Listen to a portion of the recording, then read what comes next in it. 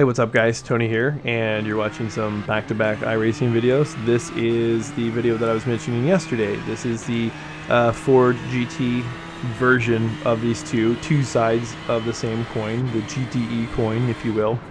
In yesterday's video, I went through and I talked a little bit about the things that I like about the Ferrari. And so what I want to do today is talk about things that I like about the Ford GT.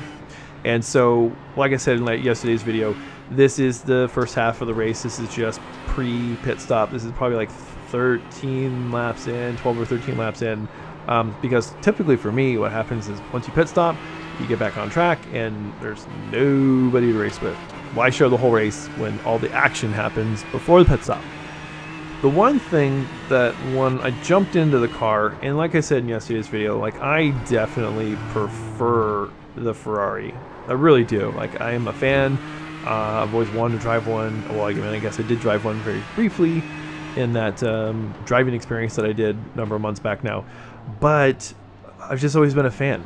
It just really have always been a fan. I've never really was a huge Ford fan. Was never really a huge Ford GT fan. I'm going to amend that statement. I've always liked Ford. I grew up a Ford fan, a fan of their cars. But when we're talking like supercars, Ferrari. It's always been Ferrari. I don't know why, don't know where it came from, but just always has been.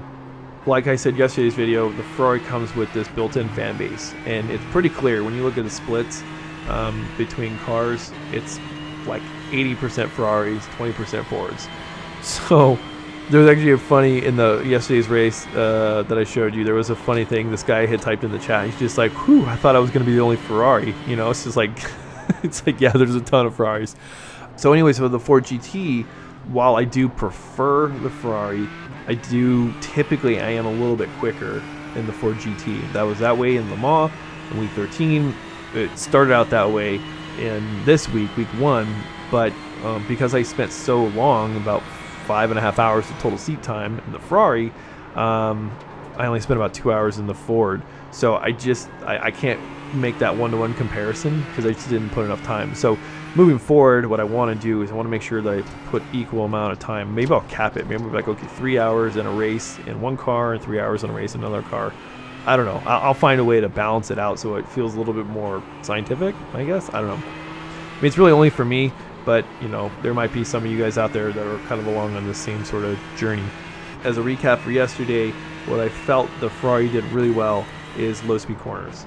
And obviously it handles curbing a lot better than the Ford GT. Now, the Ford GT, while it doesn't necessarily handle curbing as well, if you build your set in like the set I had, it seemed to handle curbing fine. Probably not as forgiving as a Ferrari, but well enough where you didn't have to avoid curbing. You could just abuse the shit out of curbing. You'll see one instance where you'll see the fender pop up because, yeah, I hit curbing, too much curbing. Thankfully, it didn't do much in the way of aero damage that I'm aware of, or it just wasn't a big enough factor at the speeds that we were going. But anyways, where the Ford GT excels in my eyes is high-speed corners. It does high-speed corners really well. It's very well planted. It's very sticky. So it gets around, it scoots around high-speed corners really, really well. And that's where I feel like it shines. So I'm pretty sure if I'm going to make week 2 predictions, I think I'm going to prefer the Ford GT over the Ferrari at Watkins Glen just because of how many high-speed corners there are. But I guess we'll find out in next week's video. I think the only other thing that I feel like I need to mention is because I did spend so much time in the Ferrari, I just didn't have the same flow driving the track in the Ford that I did with the Ferrari. Like the gearing was a little bit different, the approaches to some of the corners were a little bit different. It didn't really translate. There were aspects that I had learned in the Ferrari that I was able about the track that I was able to translate to the Ford GT. But overall, I just didn't have enough stick time to give it a good one-to-one comparison. But anyways, it ended up being a really good race, so I hope you guys enjoy. Hope you guys enjoy the sounds too. I do prefer the Ferrari. The engine note is a little bit more my speed. The Ford GT has become an acquired taste. I only listened to it for like 9 hours while I was racing the 24-hour Le Mans. And so it is definitely an acquired taste for me. I do enjoy it as well, not as much as a Ferrari. Plus, I like the Ferrari blow-off valve. I really wish that the Ford GT had that too. But exterior sounds are definitely something I'm like, ooh, just not. It's just not very beautiful. I guess I'll put it that way. But anyways, the race was a really good race. I did make some mistakes, and a lot of that just had to do with the fact that I just didn't have the same amount of seat time.